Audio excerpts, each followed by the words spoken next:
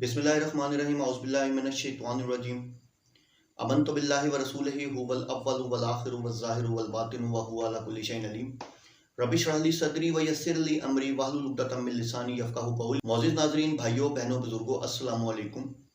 सिलसिला सवाल जवाब के हवाले से एक भाई का सवाल आया कि हम बिस्तरी करने के बाद गुस्ल किस तरह किया जाए।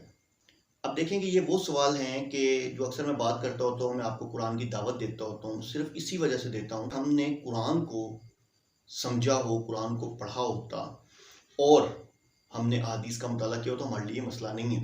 मैं ये नहीं कह रहा कि आपने सवाल गलत पूछा है, आपने सवाल बहुत बहुत प्यारा सवाल पूछा आपने, तो लाजमी सी बात है मैं बिल्कुल आपको बताऊंगा। बहुत अच्छी बात है, पूछना चाहिए, शर्म नहीं करनी चाहिए। मेरा मकसद ये नहीं है आपको कि आप इसमें शर्म करें, मैं तो सिर्फ ये कहता हूँ, इसीलिए मैं कहता हूँ कुरान की दावत हर एक को देता हूँ और अहादीस की दावत देता हूँ। तो अल्लाह के रसूल सल्लल्लाहु अलैहि वसल्लम की हदीस के मुताबिक मैं आपको जो हम बिस्तरी के बाद का गुस्ल है उसका जो तरीका है वो बताता हूँ।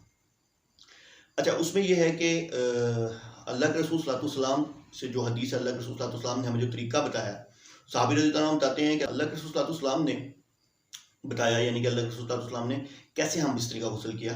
उन्होंने अपने पहले तो दोनों हाथ धोए, ठीक है। दोनों हाथ धोने के बाद बाएं हाथ में पानी लिया और अपनी शर्मगाह को धोया, ठीक है। अपनी शर्मगाह को अच्छे तरीके से धोया, ठीक है।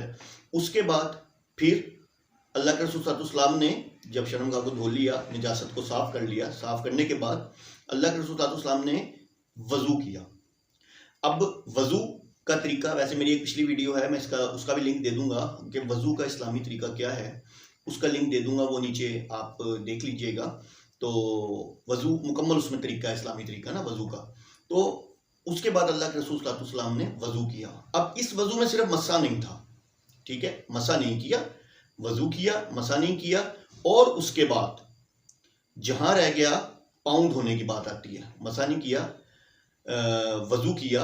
अब जब वज़ू किया, वज़ू करने के बाद पाँव नहीं धोए, उसके बाद क्या किया, अपनी उंगलियों को डिप किया, यानी कि पानी के अंदर अच्छे तरीके से अपनी उंगलियों को डुबोया। डुबोने के बाद अपने सर का खलाल किया 3 दफ़ा, 3 दफ़ा डुबोया, 3 दफ़ा खलाल किया। उसके बाद 3 दफ़ा सर पे पानी डाला और उसके बाद फिर, यानी कि चुल्लू भर पानी का जिक्र है, 3 दफ़ा चुल्लू भर पानी लिया और सर पे डाला, अच्छे तरीके से सर को गिला, फिर जिस्म पे पानी डाला। और जब नहा चुके तो उसके बाद फिर खड़े हुए, जिस जगह पे बैठे थे उस पे नहीं, उससे थोड़ा साइड पे होके खड़े हुए, और खड़े होने के बाद वहां पाँव धोए और पाँव धो के यानी कि गुस्ल ख़त्म किया। तो भाई इतना सा गुस्ल है।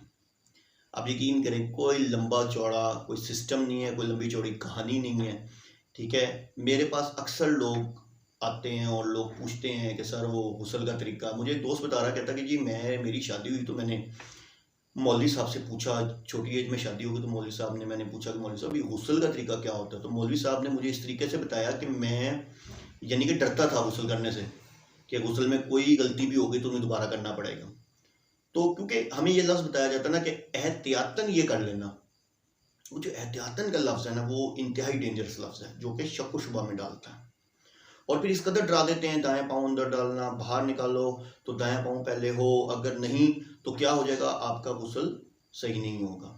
तो प्यारे भाई, इतना सा गुस्ल अल्लाह के रसूल सल्लल्लाहु अलैहि वसल्लम ने साफ साफ हमें गुस्ल का तरीका बताया। तो उम्मीद करता हूँ आपको जो जवाब है वो मिल गया होगा। अल्लाह ताला आप सबको दीन में इस्तिकामत दे। व आखिरु दवाना अनिल हम्दुलिल्लाहि रब्बिल आलमीन।